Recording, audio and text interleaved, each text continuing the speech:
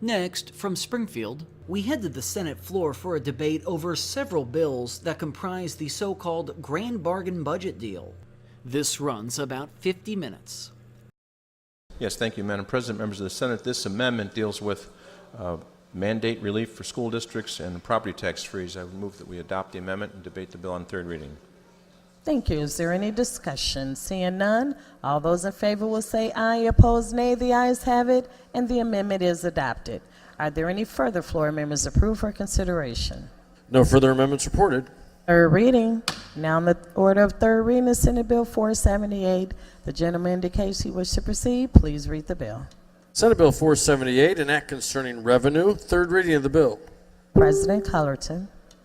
Yes, thank you, Madam President, members of the Senate. This bill is substantially the same as Senator Radogno's Senate Bill 13 bill that was filed on January 11th, in that it does contain, as I indicated, mandate relief for school districts and a property tax freeze. There have been a couple of changes.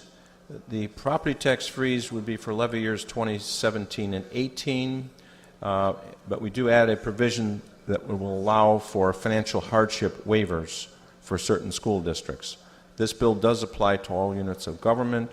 It establishes that freeze with the exception of levies for pensions and debt service. As originally introduced, we also had an exemption for public safety, and we took that out because it was viewed as being too broad. It also allows school districts to contract with the commercial driving school to provide driver's education without seeking a waiver. With respect to contracting for a third party for non-instructional services, such as food and the like, it requires a district to provide comparable wages to the third-party employees as those paid to district employees who perform the same service. It also replaces the current process that allows districts to opt out of any unfunded mandate by petitioning its ROE with a more localized process that requires a board vote and a referendum. It allows districts to determine the schedule and frequency of PE, provided it's at least 3 days a week, and allows districts to excuse a high school student from PE upon request. With that, I'd be happy to answer any questions. Thank you, Senator. Is there any discussion? Leader Radogno, for what purpose do you rise? Thank you, Madam President. I just want to clarify one point that the sponsor made, and that this is substantially similar to my bill. And that is true. That was originally filed. But we made a lot of progress since then in terms of trying to accommodate each other's point of view on how long this freeze would be. I think we all need to remember, if our taxpayers at home are watching this at all, the one thing they universally care about are property taxes. It is driving them out of their homes. They care deeply about property taxes. And a simple 2-year freeze is inadequate. And there's been some other really good ideas floated out here that, again, I think we could come to closure on if we gave ourselves a little more time to do it. So this is not reflective of the most current agreements that we've had, or discussions of really much better ideas to protect our taxpayers at home. So I would urge us to vote no or present on this and wait until we can do something that is substantial for the taxpayers. Thank you. Further discussion. Senator Ryder, for what purpose do you rise? Inquiry of the chair, if I might, Madam President. Yes, please, Senator. My inquiry is whether or not Senate Bill 478 requires a supermajority vote because it supersedes home rule.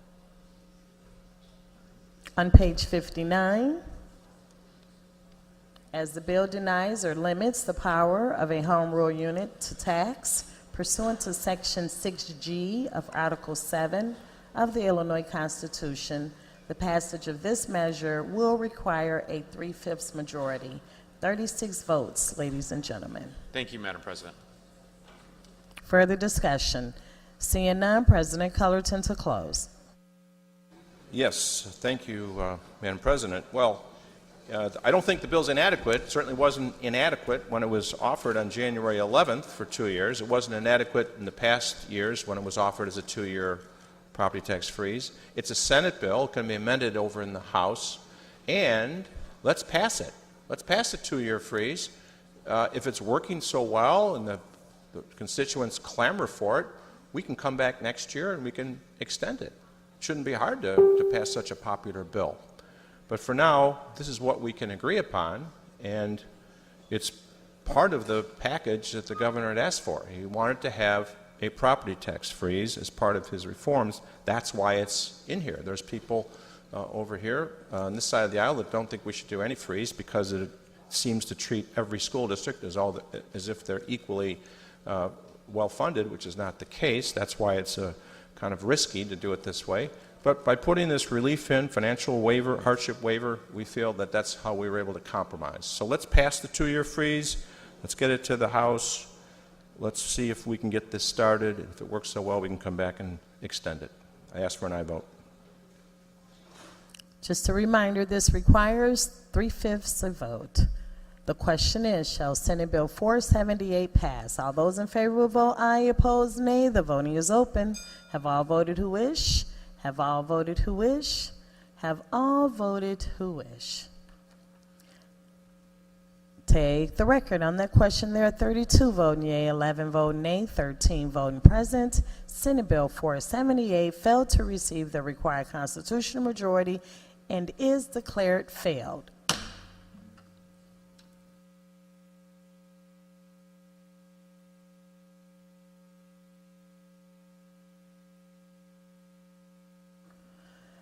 Senate Bill 4, on the order of Senate Bill's third reading, Senator Trotter seeks leave of the body to return Senate Bill 4 to the order of second reading. Leave is granted. On the order of second reading is Senate Bill 4. Mr. Secretary, are there any floor amendments approved for consideration? Floor amendment number 5, offered by Senator Trotter. Senator Trotter on the amendment. Thank you very much, Madam President, members of the Senate. Floor amendment number 5 is a decoupling language for the bill. Thank you, Senator. Is there any discussion? Seeing none, all those in favor will say aye, opposed nay. The ayes have it, and the amendment is adopted. Are there any floor amendments approved for further consideration? No further amendments reported. Third reading. Now, in the order of third reading is Senate Bill 4. The gentleman indicates he wishes to proceed. Please read the bill. Senate Bill 4, an act concerning finance, third reading of the bill. Senator Trotter. Thank you very much, Madam President. Senate Bill 4, as amended, allows the state of Illinois to borrow $7 billion through the 7-year General Obligation Restructuring Bonds Act to help provide financial relief to providers and vendors who do business with this state. The bond sale proceeds will be deposited into the General Revenue Fund and be used for costs incurred up to July 1st, 2017. It also directs the Treasurer and the Comptroller to make payments as soon as practical. Thank you, Senator. Is there any discussion? Senator Rose, for what purpose do you rise? Thank you, Madam President. I'm going to have a parliamentary inquiry and then also a question of this sponsor. Parliamentary inquiry is, how many votes does this take to pass as it's going to issue bond authorization? I believe that requires supermajority under the state constitution. Thank you, Senator. As the debt in question is secured by the full faith and credit of the state of Illinois, it is the ruling of the chair that this action falls within the scope of Section 9B of Article 9 of the Illinois Constitution, and therefore the passage of this measure will require a 3/5 majority, 36 votes, ladies and gentlemen. Thank you. If I may, actually to the bill, if I may. To the bill, Senator. Ladies and gentlemen, I rise in opposition to this bill for a very good reason. The size and scope of the bond to be issued here and the repayment terms thereof directly impact what, if any, budget we can get to in this state. The whole reason we're here today, ultimately, I would hope for both sides of the aisle, is to finally bring resolution to this budget crisis.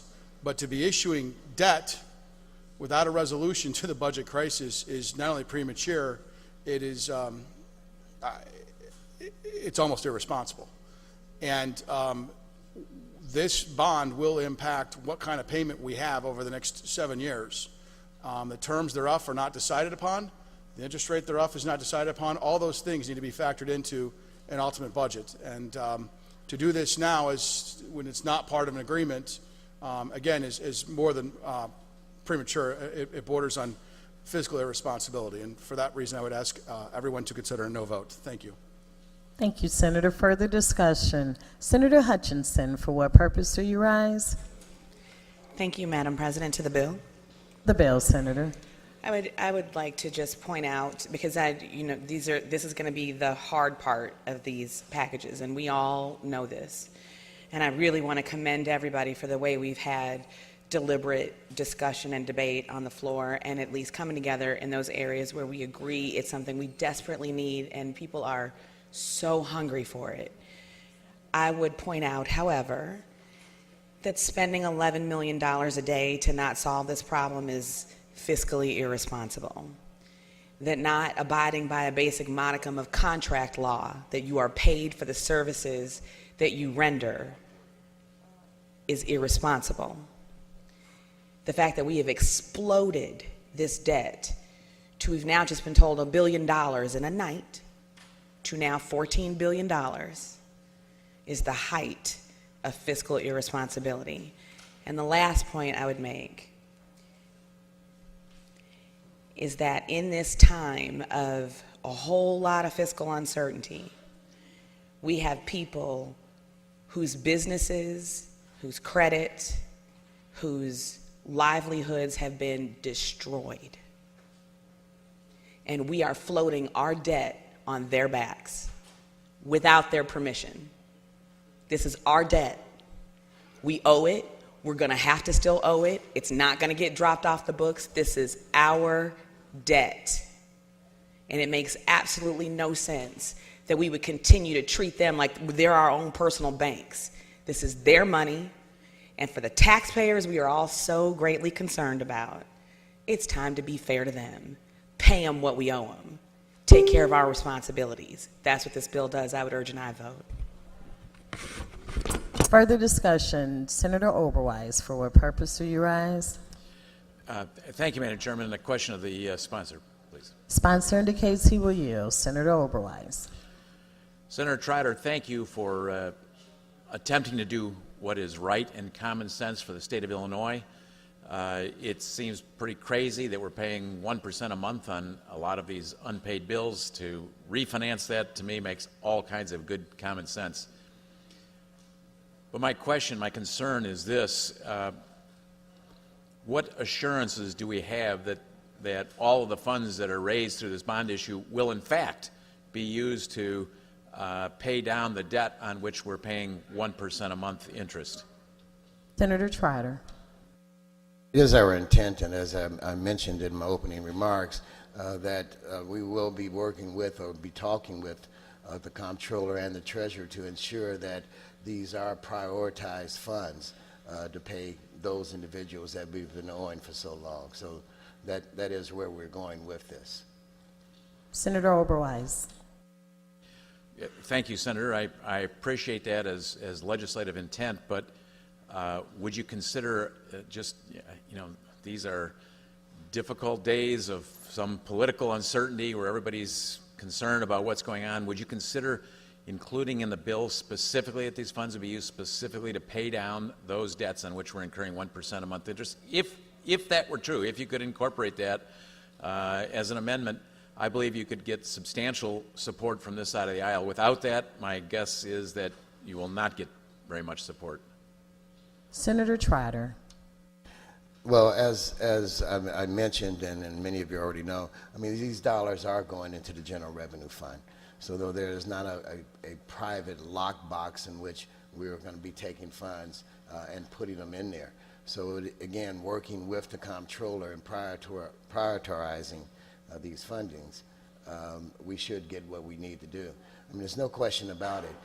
As we are continually, and starting today here, but continually trying to address going forward, we have to take care of those things and those individuals we've left behind. So this certainly is a priority for this side and hopefully your side, and they'll understand that equally as well when the bill gets to the House. Senator McCarter, for what purpose do you rise? To the bill. To the bill, Senator. You know, borrowing in this unique situation, I don't think is a bad idea. I think it's unfortunately what we will have to do to pay our vendors, and it's terribly unfortunate that we have made them our bank. It's terribly unfortunate we have caused some of them to quit. It's unfortunate we've made some of them to cut back on services to people that truly needed them. However, I don't think any of us would think that paying off a runaway credit card debt with a new mortgage on our home is something that you would do routinely. And that's really the situation we're in.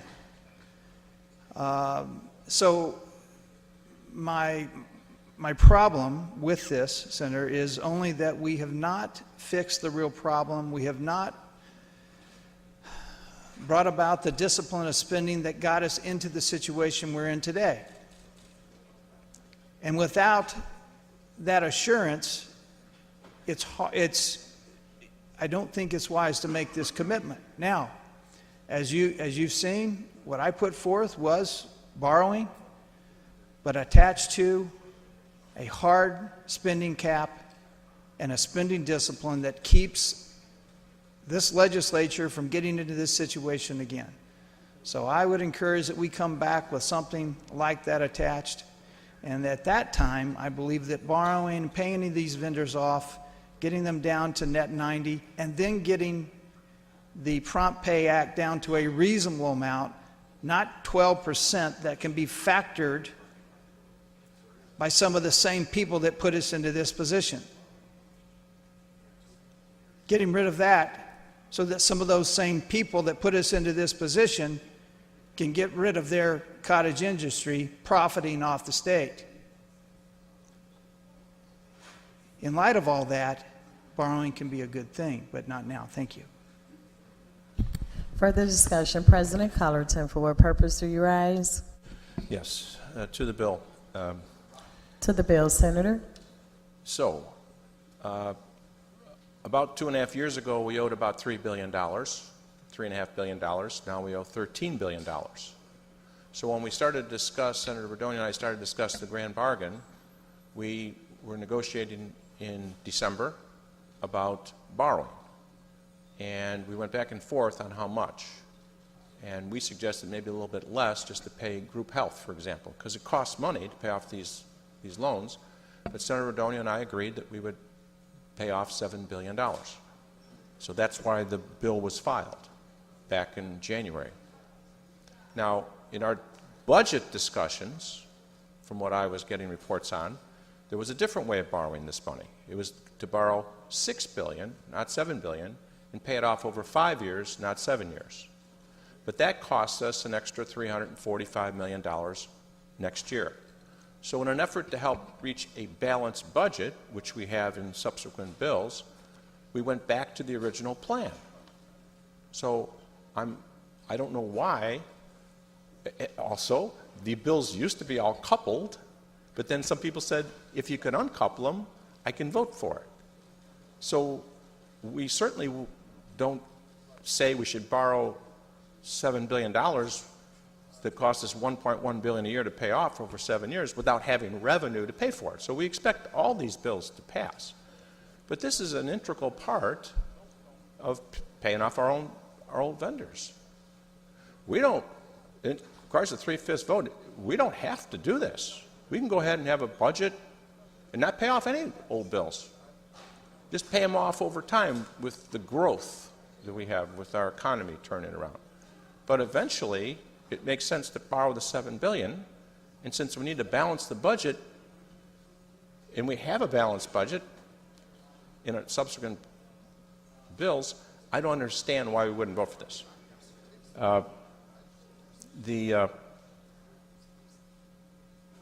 The vendors who we owe the money to, where we have to pay the Prompt Payment Act interest, we agree with you. It wouldn't be in this bill.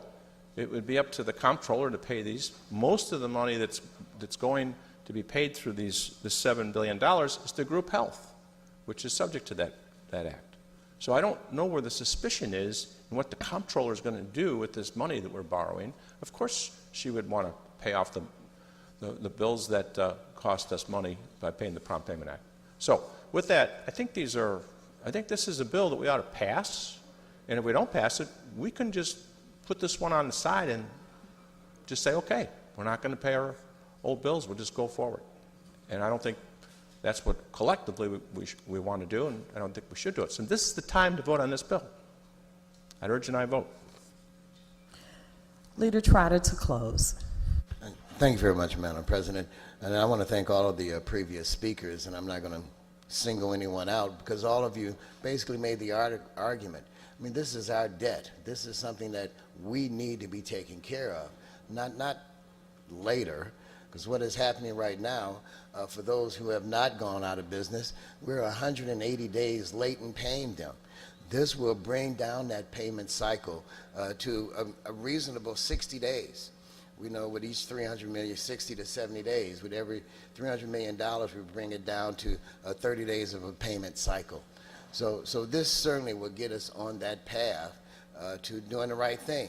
For those individuals who are worrying about where we're going to get the money from, well, as we go forward today, we'll be seeing, we're going to be hearing about a revenue package. We're going to see, and we're going to hear about some other kind of adjustments, structural adjustments that we're making to get us to where the governor has asked us to go, where the people, the state have asked us to go, and that is getting a balanced budget. And to keep that budget balanced, we need to get all of these external costs under control. This bill does it, and I ask for an aye vote.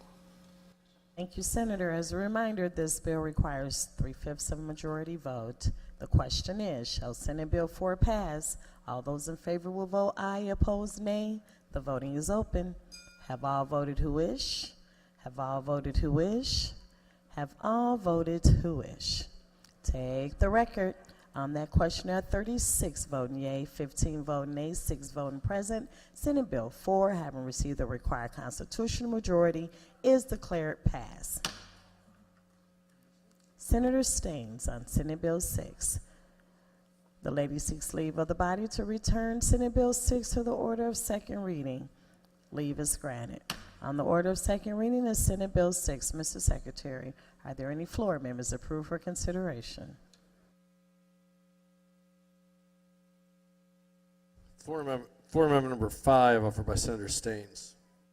Senator Staines, on your amendment. Yes, this becomes the bill. I'll discuss it on third. Thank you, Senator. Is there any discussion? Senator Ryder, for what purpose do you rise? Thank you, Madam President. Will the sponsor yield, please?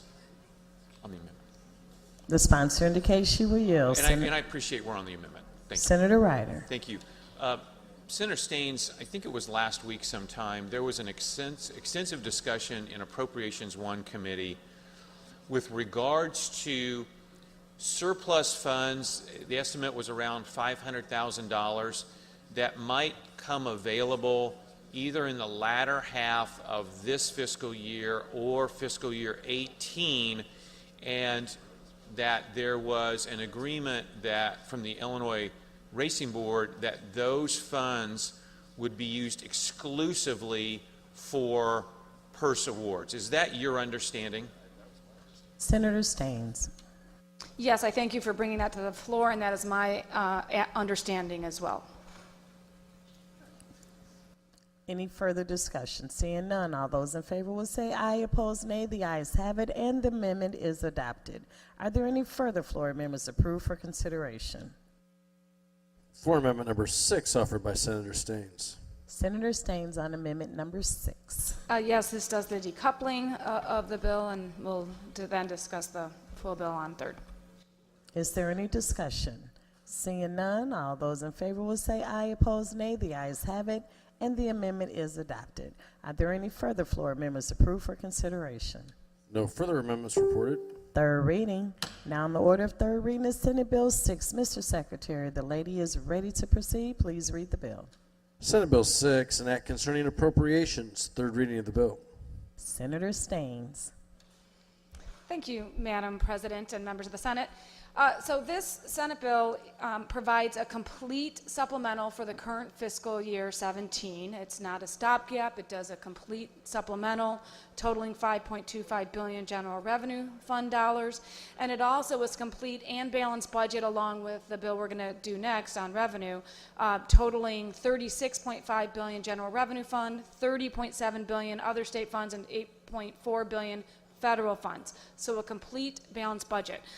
For some context on this, when the governor introduced his budget, his fiscal year 18 budget, he had a total spending level of $37.3 billion that required, it had a deficit of almost $6 billion to be closed by the Senate grand bargain.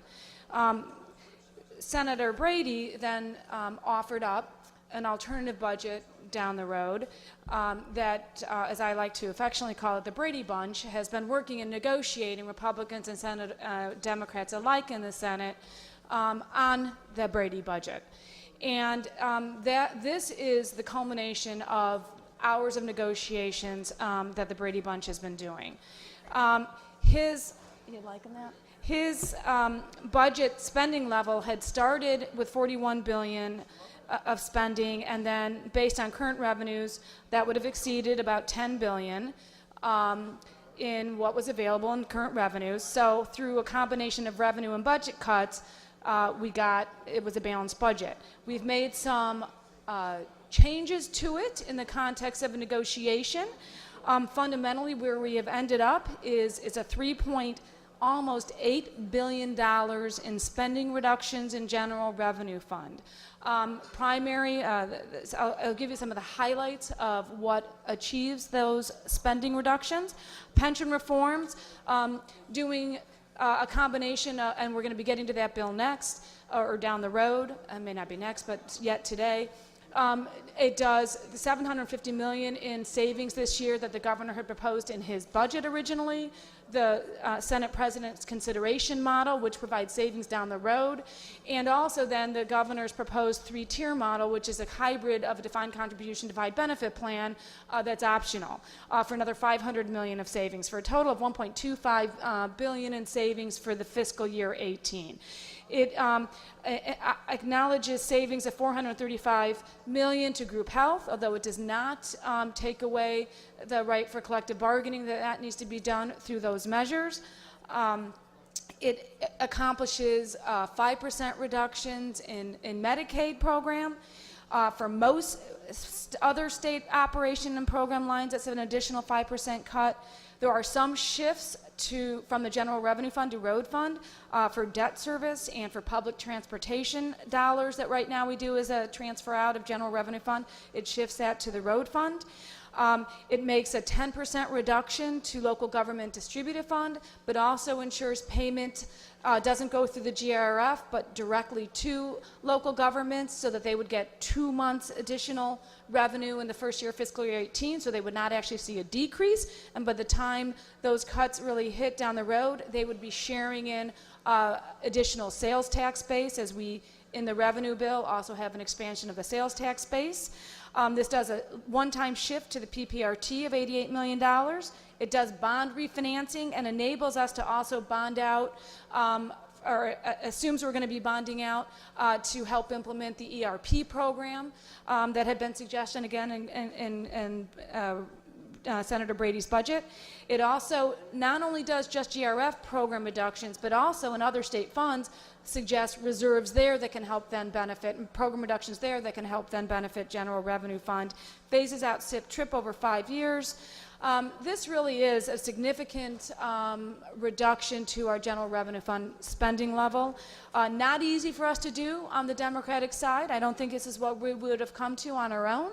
But I think it's what we came to in negotiating with our Republicans in good faith.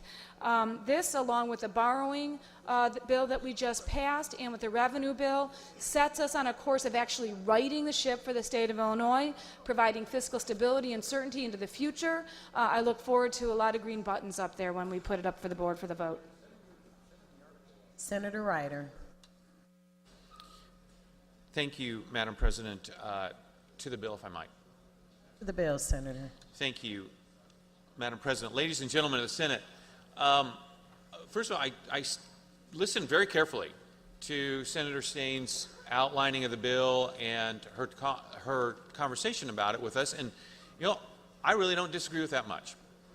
But I think that we need to remember that this budget and these negotiations and what Senator Staines is carrying in Senate Bill 6, that was all happening in a broader context. In other words, we weren't just negotiating a budget and the revenue necessary to fund it. We were, as has been talked about time and time and time and time again in this building, talking about other issues, other reform issues, issues that would help free up our economy and maybe provide a little bump beyond the 0.9% economic growth that we are forecasted to see in the coming fiscal year. And so there has been a give and take. And there's no question that the Democrat negotiating team, led by Senator Staines, has given on certain things, as have we. And so in that context, could what Senator Staines be presenting be something that could get 30 votes? Perhaps. But that's not the context we're in right now. The bills have been decoupled. There's not an agreement on the workers' comp. Clearly, there's not an agreement on the property tax freeze. And so then the question for us becomes, are you all over here, or a majority, for some of the things that the Democrats have insisted be in this? $1.5 million for Grow Your Own Teacher, which is becoming a punchline in the Capitol complex. $1.4 million for a program called the Chicago Area Health and Medical Centers Career Program, which isn't even a program any longer. A program, $1.5 million, for a mentoring program that pays parents to volunteer in their kids' classrooms, pays parents to volunteer. Now, in the context of the broader negotiation, again, are those things that we, at least a majority in this chamber, could agree, a bipartisan majority, agree to vote for in the context of workers' compensation reform agreements, property tax freeze agreements? The answer to that is, I think, is yes. But that's not where we're at as we stand here and debating this, because the workers' compensation piece is not agreed to. The property tax freeze piece is clearly not agreed to. And so this budget piece, which standing alone does represent give and take, is no longer in the broader context. It stands by itself, and that's why I urge a no vote. Thank you, Madam President.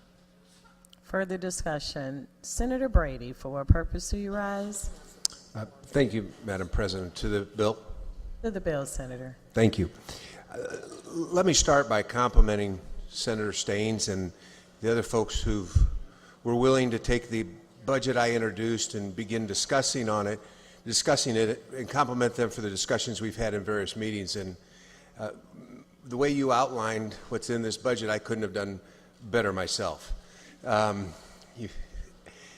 The problem with it, I don't want to be redundant, but the problem with it, when I introduced this budget, with the exception of being apart a couple $100 million between what you've got in this and what we wanted, it came very close.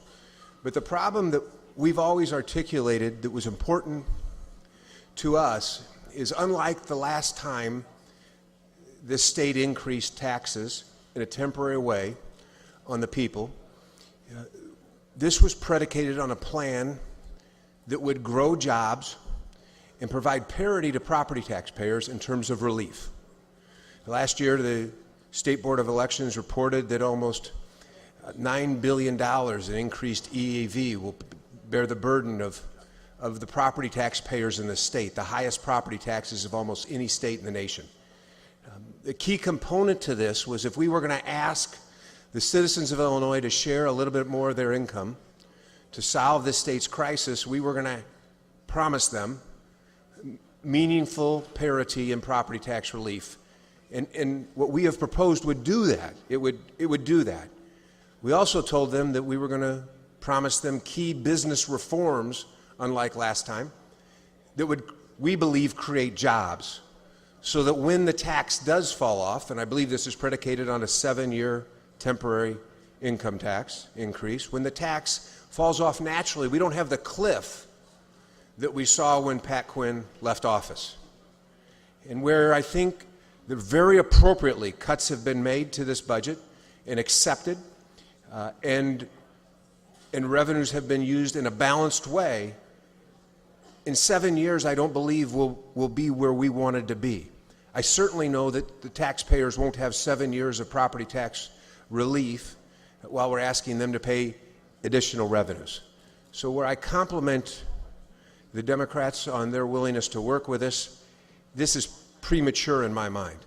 The last point I'd make is we've all talked about how difficult anything is going to be to get through the House.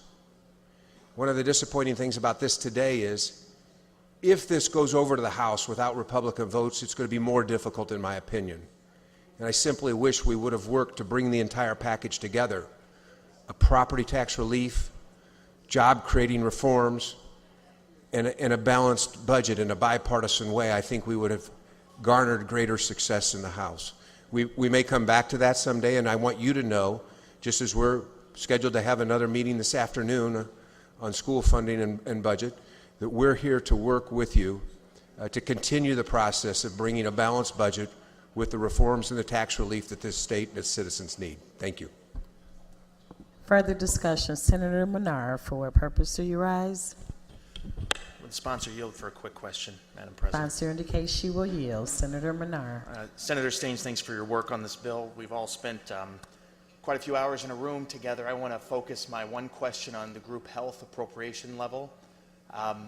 It is accounting for more of the true costs of the program than we have for many years, but it doesn't account for the absolute complete cost. So is it your intention with this level of appropriation to change any provisions of a current collective bargaining agreement or future collective bargaining agreements with state employees? Senator Staines. No, that's to be managed through the labor negotiation process. Senator Menard. And would you agree that after a final agreement is in place between labor unions and the administration that we would have to account for the cost of that one way or the other, either higher or lower than what's contained in this bill? Senator Staines. Yes, I'd agree.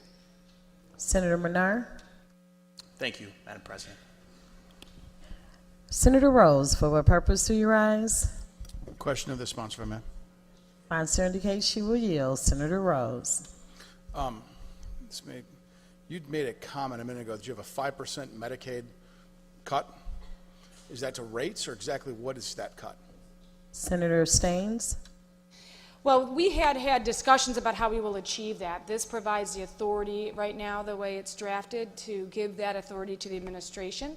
The way we had talked about doing that was through a 2% rate cut and some, for everyone other than hospitals, and with them through an assessment, increase in the assessment, and another change regarding nursing homes. So I would hope that that would be something that we could continue to work on, the agreement that we've done to implement that, but that's not all delineated in the bill. It is a 5% reduction in liability, though. Senator Rose. That's kind of critical, right? I mean, the delineation of the bill on where the governor gets the authority to implement those. Or are you giving him unlimited carte blanche authority?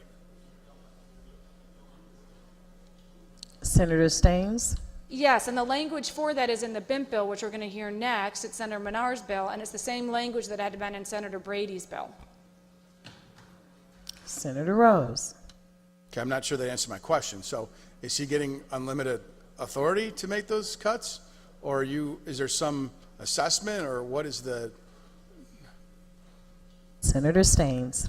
We believe in good faith that that's something that would get executed in a way that was a part of the agreement that we have come to. That would certainly be our hope and expectations. Senator Hutchinson, for what purpose do you rise? Thank you, Madam President. To the bill. To the bill, Senator. I just wanted to point out, I just want to make a couple of quick points on this. One, I wanted to thank Senator Staines, Senator Menard, Senator Trotter, Senator Brady, Senator Rose, all of us that have, in these last few weeks been sitting for hours and hours and hours trying to deal with this, I especially want to say to the ladies that started this 2 years ago that it's been hundreds of hours. We didn't even know who the governor was going to be. We knew a fiscal cliff was coming. We knew that if we weren't a part of the solution, that we were definitely going to be a part of the problem. So we started sitting down and spending every Wednesday together for hours and hours and hours. For hard things, it's like something I'll never forget, my days in the legislature when I was bonding with my colleagues. And so it's difficult to hear anybody, and again, the previous speaker, who I adore, say the word premature about this situation. This is a budget. It's 2017. We haven't had one since 2014.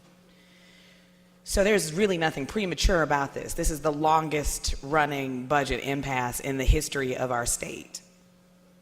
And we have been working for hours and hours and hours and hours, like hundreds of hours, trying to get to an agreement. So when we talk about what's not agreed to and why we can't vote for it, it almost sounds like there are people in here who want to wait until these are unanimous roll calls, and they never will be. And then there are people here who want to wait until we get everything we want, politically or ideologically, on our side of the aisle, and it never will be. We can debate this until the end of the next fiscal cycle, because we're never going to come to a point where everybody's going to agree with everything that's in these bills. Most of us don't like any of this stuff. And it also sounds like we don't want to continue negotiating in the House. So for a little bit of civics, first a bill gets introduced, then it goes to committee. After it comes out of committee, it comes to the floor. We debate it on the floor. Then we send it to the other chamber. Then they have to go to committee. Then they have to negotiate. Then they have to come to the floor. Then if they make any changes, it comes back to the Senate.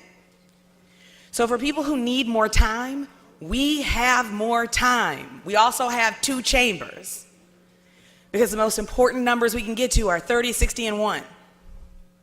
We have more time, and we can continue to do this together. And we pass bills out of this chamber all the time where we say, I look forward to continue working on this with my colleagues in the House. So I look forward to continue working on this with my colleagues in the House, so that we can get to a place where Illinois has a budget. A budget.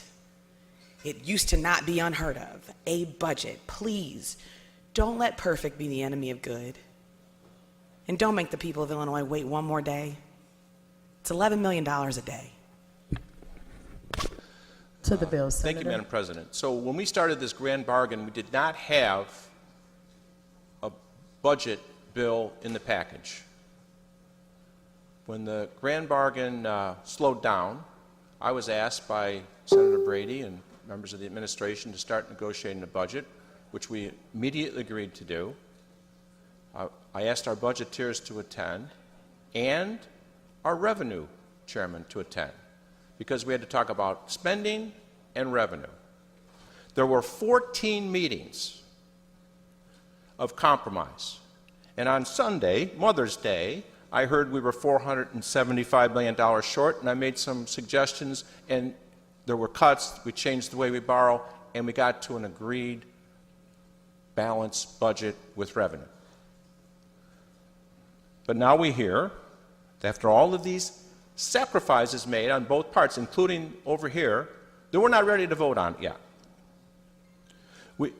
A couple of people who are in the room are complaining about $3 million of expenditures that they wouldn't like, or there's a cut but we don't like the way it was done. Well, that's the nature of compromise.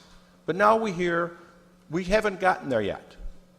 We haven't gotten there yet because we also have to have some structural reforms, like procurement reform and pension reform and mandate relief reform, and as of last night, an agreed workers' comp reform.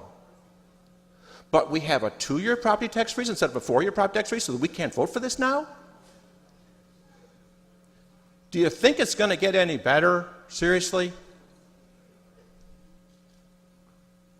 I ask for an aye vote. So starting in January, we came back January 11th expecting that we were going to vote on this whole package of reforms, revenue, and budgets. Republicans weren't ready then to do it. Said they needed more time. February. I think might even been the Republican leader who put on a timeline to get it done by the end of February. Come the end of February, Republicans still weren't ready, still wanted more time. This has been the ongoing story. We're now May 17th. We're out of time. I don't know what else we can do to give more time to try to get to yes than we've been doing. It's incredibly frustrating to be in the situation that we're in now, where I believe we've been negotiating in incredibly good faith to come to this agreement. And I think that represents it. And I think the tone and tenor of this conversation in this room today acknowledges that this is in large part very much agreed to, particularly on this budget. What happens now if we don't actually pass this budget, get it over to the House, and actually try to get something passed in the second chamber, which clearly has to have some time to weigh in? I don't think any of us expect them to just take it and pass it. You know, we're going to have junk bond status if we don't do this. That's been basically acknowledged by our bond rating agencies. We've been losing population in Illinois, unlike any other state around us, and have higher unemployment rates that you guys have been acknowledging. Reason being, as Moody Analytics, Civic Federation, and many other outside organizations point out, is because we're not doing our job here in this chamber. We're not providing fiscal stability and certainty for the people across the state who need it. I cannot go walking my dogs, go into a grocery store without somebody saying, when will you please do your job and get us a budget? It is time for us to be doing that. You must all be feeling that in this room. We're not doing right by the people of Illinois by not completing this, getting it over to the House, and getting a chance for them to weigh in and do it. Take the record on that questionnaire. 31 voting yea, 21 voting nay, 3 voting present. Senate Bill 6, having received the required constitutional majority, is declared passed. Senator